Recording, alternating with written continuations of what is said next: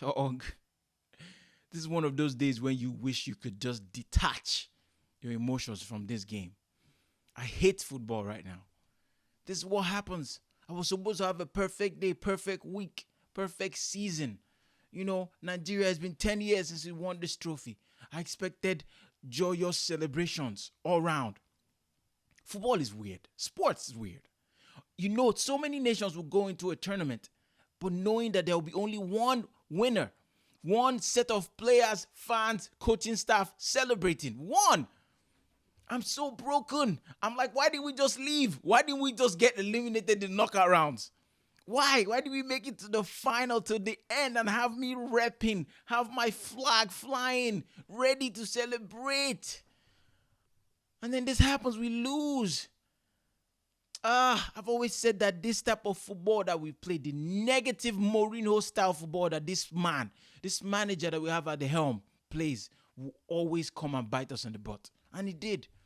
We were awful today. We did not deserve to win. I'm going to take a segment to talk about Ivory Coast and how their story and how their team needs to be absolutely applauded. But I want to focus on my team first. That was embarrassing. The showing was disgusting. We took the lead against the run of play. My captain, TROOST EKONG, I think he won player of the tournament, and I think it's very deserved. He led with pride, led with desire. For that goal, he had no right to get that. He looked like he was going to miss, but he wanted it more than the other guy. Flew up in the air and headed the ball home. And I was like, we've been good defensively. We're going to win. We can hold on, probably keep another clean sheet. But what happens? From a set piece, from a corner kick, the basic job, mark your man. They leave Kessie open by himself. Zaidu Sanusi, let him go. Not even remembering that he's there, hands on the waist, watching like it's a video game. God, that was painful. That was the 1-1. And then late in the game, in the 83rd minute, I believe, Sebastian Haller, who has an incredible story. I'm going to talk about them at the end. But Adingra, who I thought was excellent, peppering Olaina all game. A team that wanted to win, you could see them attacking us. How did we set up? Nothing. So much gap between the front line and the midfield. Open space. Of course, we're not. What was the plan? This is how we've played every game this tournament. It's how we've played. And I wanted to win the league, obviously. The tournament, I wanted to win it. I didn't have a choice. But I've always said that our football is terrible. We're playing awfully. And it's because of this manager, the way he set up. Honestly, I'll give him applause. I will. Because he got us this far. It's not easy to make it to the final. It's not. Whatever he was doing, he worked this far. It did. But we came crumbling down in embarrassing fashion. Because it's not sustainable. Negative football is never sustainable. We have creative players. But when you put them in the back, defend, hold, let the opposition have possession. You invite constant pressure. Against a quality team, you will lose. And that's exactly what happened. The manner in which we lost is frustrating. But did we deserve to win? No. Hell no. We didn't. I'm not even sure we deserve to make it this far. Honestly, we've just been running on vibes this entire tournament. No flair, no, just score one goal and then be solid at the back. And we were screaming, jubilating. Obviously, we're fans. But I could see that there was no oomph about us. But I wanted this trophy. I wanted this man to just take it and leave. But he needs to be let go now. I applaud you. You made it to the final. Take your silver medal and please leave my country. I don't want this negative Mourinho football. It's crazy. I've been talking about it with my brothers. And I think I said it on this channel, how he plays very similar to Mourinho. That dinosaur football. Just for me to see a video today of Mourinho talking about how he is his best friend in football and how they've known each other for years. Obviously, now it makes sense. You just copy and paste Mourinho's nonsense, ugly defensive style football. I'm sick of it, man. I don't want to even hear that they are giving this man, more chances to take this team forward. I don't want it. I don't want to see him at the helm again. Now to Ivory Coast. Deserved champions. I applaud this team. First of all, they put in an absolutely wonderful tournament. It was beautifully hosted. We heard stories about the roads, transportation, everything was good. Nice stadiums, setup, safety, everything was proper during this event. Big ups to you guys. Everything was beautiful.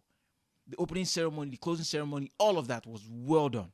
The invitation of all the stars, the Kanuwankwas, the JJs, the Didier Drogbas, the Samueletos, we saw all of them. Solomon Kalous. Applaud yourself. You guys are great. You guys were incredible hosts. And you deserve this. You didn't deserve it up until you fired your manager. I'm not going to lie. This team fired their manager mid-tournament after he failed. They sacked him after the group stages. Get out of here. You don't know what you're doing. After the 4-0 loss, bye. They replaced him with somebody that understands the game. And what did they do? There was a fire in their belly. And they took it and ran with it. And they won the trophy. And deservedly. They battered us today. Completely dominated us today. From beginning to end. Sebastian Haller. That guy's story. A couple years ago, he was diagnosed with testicular cancer. Today, he's scoring the winning goal for his nation to make them AFCON champions, African champs. Kudos to you guys. The story is remarkable.